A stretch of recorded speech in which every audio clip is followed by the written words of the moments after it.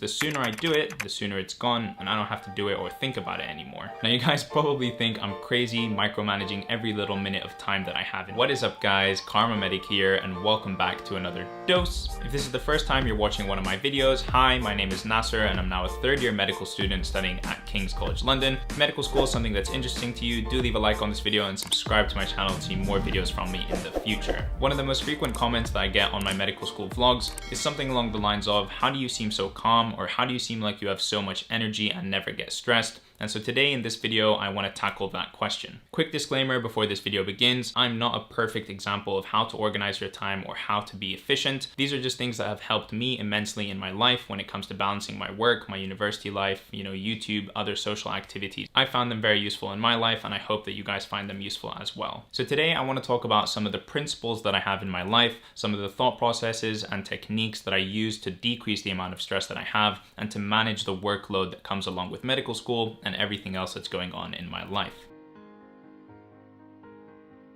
I think one philosophy that is very important in my life that sort of gives me the freedom to not feel stressed is that I don't believe there's such a thing as I don't have time. Whether that be going to the gym, studying, going out with friends, whatever it is, I feel like you always have time to do something. It just depends on shifting your priorities around and deciding what you want to dedicate your time to. We are all in control of our time. We decide what we want to do with our time. If we want to sleep in, we can do that. If we want to go out with friends, or if we want to study, or if we want to play video games, those are all decisions that we make. It's very core to my philosophy about how I think about time management and how I think about tasks and organization and things that I need to do in my day.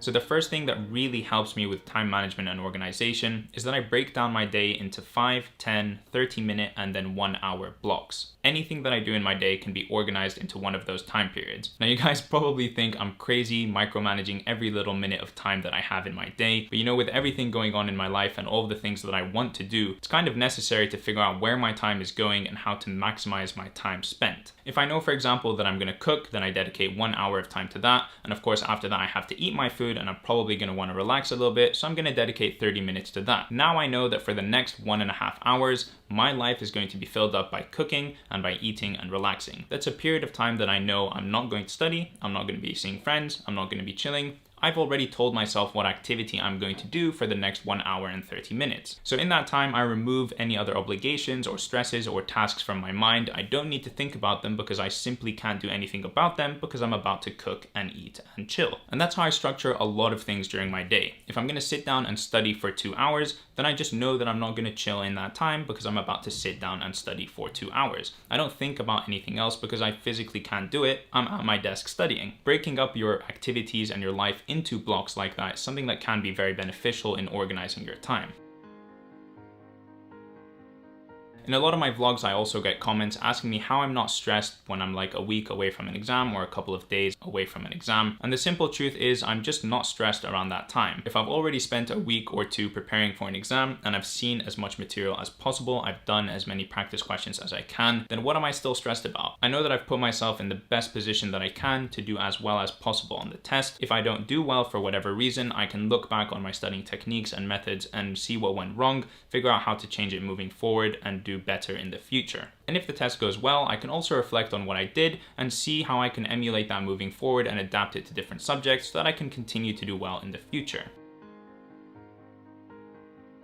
Okay, the third important thing that I do surrounding time management is I make plans before I go to sleep. So whatever the day, whatever the time, even if I've been out all night and it's 5 a.m., I will make a plan for the following day. And that way I don't really leave anything to chance. I know exactly when I'm going to wake up. I know what time I'm going to leave the house. I know what time I'm going to start studying or I'm going to start doing the activity that I have planned or whatever it is in my life. I make a plan for myself and I stick to it so that I can help organize my life and organize what I'm going to be doing throughout the day. Also talking about sleep, I'd say for about 95% of nights, I sleep between 6.5 and 7 hours. And as weird as it sounds, the way that I think about sleep, the way that I view sleep is, it's not a waste of time, but I feel like I can be doing better things with my time. So I like to sleep the minimum amount possible that I can in order to wake up and still be awake and efficient and happy, not falling asleep throughout the day. And that way I gain some extra hours in my day to be productive and do whatever I want. It doesn't matter if I've had a really late night or if I'm sleeping early, I always sleep the same amount of time, around 6.5 to 7 hours.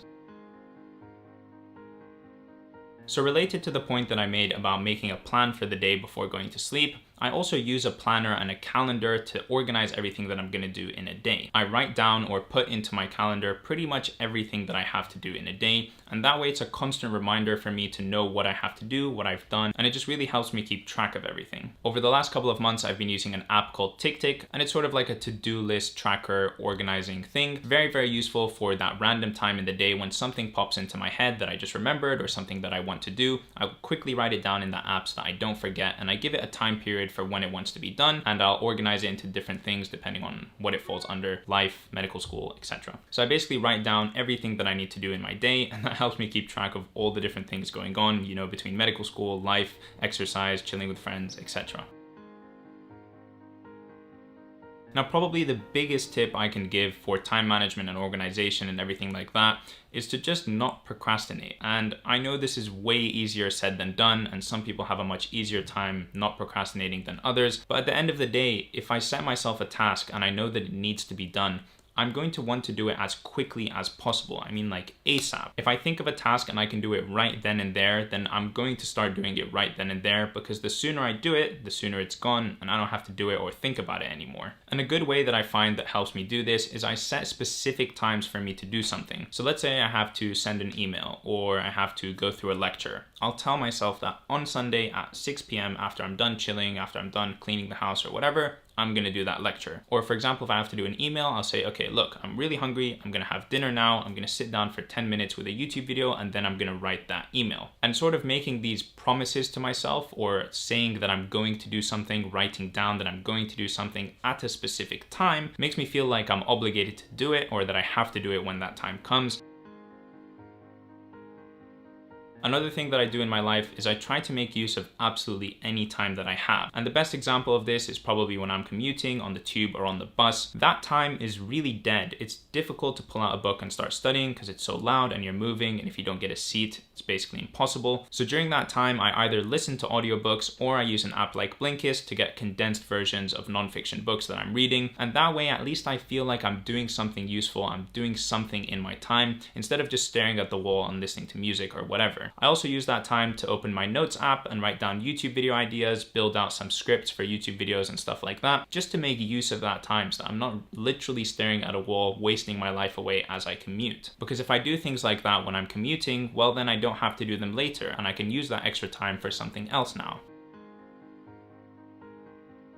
One of the reasons that I'm able to be so productive and efficient during my day is that, like I said before, I dedicate time to chilling, I dedicate time to relaxing, and one of the things I also dedicate time to is exercise. Exercise is so huge for me because I literally feel like I'm sweating out the stress that I've built up during the day or during the week or whatever. It really helps me sort of reset down to a baseline level, and then from there I can begin building up stress again. Exercise like that is something that is so different from studying, it's so different from work. It's something where you can really clear your mind and just be in your own zone, not thinking about all the other stressors in your life. And then linking with chilling and being able to enjoy yourself is that you should do things that you find fun in your day. You need to have a balanced life if you're going to be spending so many hours studying at medical school or at university or whatever it is that you're doing. If you don't have that fun activity in your day, if you don't have something that you can look forward to help you relax, to help you just be chill and enjoy your life, you're not going to be able to spend hours and hours and hours studying or working, because you're just going to be drained. You're going to feel like you're burnt out. And it's so important to have both of those things together. And trust me, I know what it's like to be holed up in my room studying for endless hours a day. I did that for a whole year when I was studying at the University of Toronto, and it was probably one of the worst years of my life. And so that's why now I put such a heavy emphasis on keeping a balanced life and making sure I do lots of different things so that I never go back there again.